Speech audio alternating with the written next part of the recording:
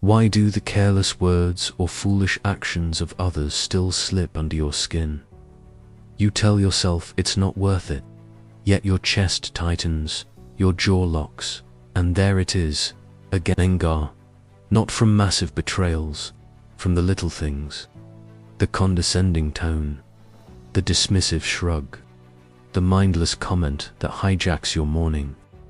You didn't ask for this fight, but now your peace is gone, stolen by someone who probably doesn't even know they touched a nerve. Let's make something clear. Their ignorance isn't your responsibility, and yet, when you react, you hand them control.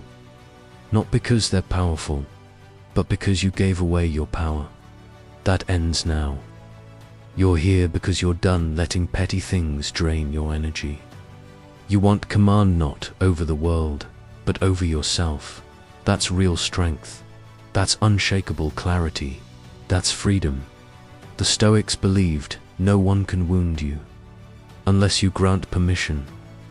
Today, we're pulling that ancient wisdom into the chaos of modern life. You're going to learn how to keep your mind steady when the world acts stupid. You'll learn to respond like a leader in command, not a man dragged around by every little trigger. You're not alone. Every man who walks the path of self-mastery fights this battle. If you're tired of losing to nonsense, this is your turning point. Like this video, subscribe, and share it with someone who needs to reclaim their calm. Let's begin. Point 1. Recognize the pattern before it controls you. You don't explode because of one dumb remark. You explode because it's the 50th dumb remark this week and you ignored the build-up.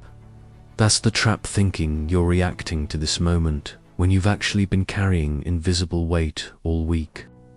Silent frustrations at work, disrespect at home, a delayed flight, a careless joke. You brush them off until one more drop breaks the dam. Anger isn't random, it's rehearsed. You've trained it by letting little things slide without addressing them. That's why awareness is your first weapon. When you track the moments you lose patience, traffic early mornings, certain tones, you stop reacting like prey and start responding like a tactician. The Stoics called a man ruled by his impulses a slave. Don't be ruled. Notice the signs: tight shoulders, shallow breath, clenched jaw. Break the cycle before it owns you. 2. Understand what you're really angry at. It's not the spilled coffee. It's not the slow driver. It's not your co-worker's tone. It's the deeper weight: disrespect, loss of control, buried pressure, unmet expectations. Anger often wears a mask. Sometimes it's shame in disguise. Sometimes it's fear in armor. The Stoics knew emotions lie when unexamined. So ask, is this really about now, or about everything I've been holding inside? Stop blaming the spark. Fix the fuel. Journal what truly bothers you. Don't pretend. Don't mask it with sarcasm. Choose clarity over reaction. That's PowerPoint 3. Stop taking things personally. 80% of the things that sting weren't even aimed at you. Your boss's email, he's swamped.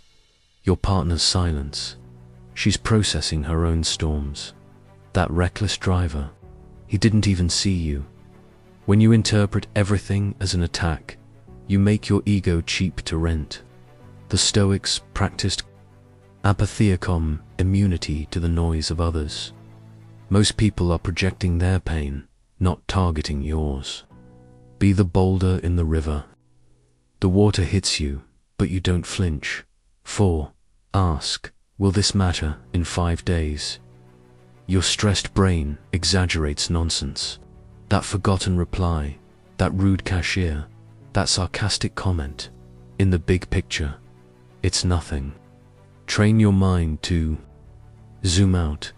If it won't matter in 5 days, it doesn't deserve 5 minutes of your peace. Perspective is a muscle, and a man who burns over everything burns himself out. Choose what deserves your fire. Let the rest pass like smoke. 5.